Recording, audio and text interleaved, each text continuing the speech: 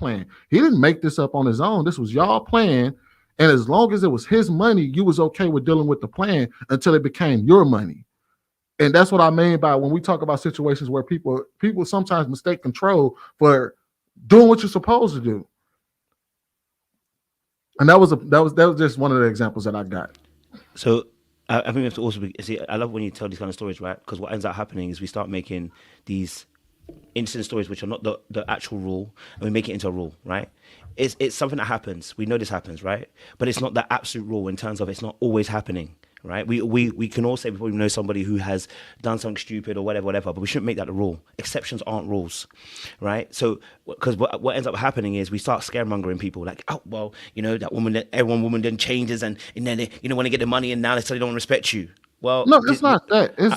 And the reason why I'm saying that is because you did a great thing, right? What you did was when she said about control, your first thing was to do what? Ask a question. And this is why I'm talking about in terms of empowering people. We have to be able to ask questions to be able to have a decipher, go deeper. Because if you're somebody who's got answers, right? This should have been a conversation where say, hey, darling, let me tell you that, like you were telling her, like, darling, hey, this ain't really controlling, right? You changed the plan, right? And so we have conversation with people because we have to understand that each of us are dealing with life from our own perspective, right? And sometimes we're stupid. Let's just be honest. Sometimes we're stupid. We make stupid mistakes. We do stupid things. Okay, all right. We see things from our biased perspective, and then oftentimes we need someone just to kind of look at us and be like, actually, bro, the way you said that, or the way you looked at it, or the way she did it, change the way you looked at it, right? So you did a great thing. You asked an extra question, which is what we're saying about before you get to just quitting things, there should be questions that are asked because we need to be able to decipher more of the information to understand where she's coming from. Because if we asked maybe her childhood background, we could have asked, why is it that suddenly you broke rule, right? Why was she all of a sudden go along with a plan, get a little money in her pocket, more than she had before, and suddenly break the rule of the plan? Did anybody ask that question? Why that would make sense to somebody that suddenly she wants to break the plan just because she got a bit more bread in her pocket? Then there has to be another conversation about that. Say, where's that mindset coming from? Why are you now saying your money when you make a little bit more than before? Is another conversation. That's what I'm trying to teach you about having conversation with people. So it's because I coach in it. So when I coach people, I'm always asking questions. You have to ask questions before you make a judgment or make an opinion on a situation. So there should be conversation that always going to be asked rather than just saying, leave or go. No. You're selfish. The reason why I gave that scenario. Just so you know, about ready to end shortly. So just make sure we get Sweeney, let me put something to him real quick before it gets out of my head. Check this out. Check this out, right? Black book. Let's throw sugar curls in a woman's perspective. You talking to me? He was saying let's put sugar curls in there and get a woman's perspective in there. She don't. Okay. Go ahead, sugar. I'm just gonna say that I do agree with Little Black Book about the principles. I think that principles work if they're utilized and if you understand how to use them. That's really the foundation.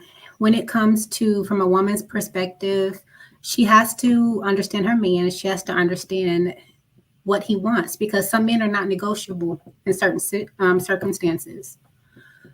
Some men will tell you, if you ask me this or if this happens, I'm not going to negotiate with you. I'm going to give you pushback. Some men will say, in these situations with you, wife, I'm not going to give you pushback. We can negotiate. So a wise woman, as I said earlier, will understand her man, understand principles, and move accordingly. So y'all have a great afternoon. Thank you for having me. What I was going to say is this, right? You're talking about a girl that is reasonable, but also do understand this Black Book. When you coaching somebody and being in a relationship with somebody is totally different thing. You can coach a woman, she will listen to you because guess what? She has that respect for your authority as a coach. But when you get into relationship with her because she has seen your nakedness, it's a whole total different type of discussion. She has seen your weak point. She has seen you, like the way you sleep on the bed, the way you eat, and all these things. You've been exposed to her. So it also comes to different type of listening. That is why in the beginning of this segment, podcast, the thing that JR asked was, is it okay to marry a girl from a single family home if you as a man comes from a two-parent household? And most people said no. What I picked out from it was this. In a single parent house or household, there are certain things that are not taught and not learned. Meaning that if he was a mother, there was nobody above her. So the children that are brought up in that family never get to learn authority from a father because she lived under no man's authority. But in a two parents household that lasts, there is always somebody with authority, which is the father. So most girls that come out of two parents household understand when a man talks, he talks with authority, which they call controlling. But she will not call it control because she was raised and brought up in it. But a girl from a single family home will call it control. Because the reason why her mom couldn't keep a man was because she don't want nobody to control her. So, guys, I got to be honest with you. I really like what you said. What you said is absolutely right, but to the right woman. But Kenna, you just did it again, though. You proved my point again. Because the whole point is the Bible says dwell with women according to knowledge. You dwell with the woman according to what you know about her. If you know she comes from a single parent home, this is why I said you have to understand what is the applied meaning or something to that person, right? You ask the why question.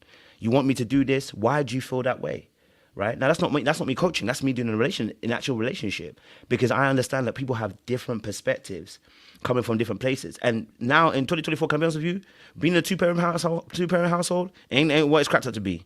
Most of us are messed up, a lot of us. Some of you are emotionally neglected. Some of you never had real good relations with your parents. Do you know what I mean? Like, so it doesn't actually make it any necessarily better. You still got to ask those questions and you got to dwell with them according to what you know about her. So if I know that she ain't somebody that takes good leadership, why did I marry her? It doesn't make sense. You see what I'm saying to you? We have to reinvest in it. What we're doing is we're trying to remove the accountability and be like, yeah, you know, what that man's with that girl. Well, then why are you with her? If you know she doesn't follow the lead, doesn't respect a man, doesn't know how to take any kind of order, I don't say orders, but even takes your lead and follows your lead, then why are you with her? You wasted your time. What we should be telling those men is saying, listen, brother, you need to elevate your thinking, okay? Develop your leadership skills, all right? Okay, and begin to heal some of the wounds within yourself, right? And that will naturally start making you see people in the right way and actually who you should actually be with, right? So I think we need to look at that perspective. Just saying that obviously, you know, that woman is bad, woman's bad. It just, all it does is it makes a focus outside of yourself. And I can't control what that girl does. I can control what I do. You know what I'm saying to you? So if you believe that woman is not a great listener, then you need to focus on you. Okay, ask those questions about yourself first. You know what I mean? So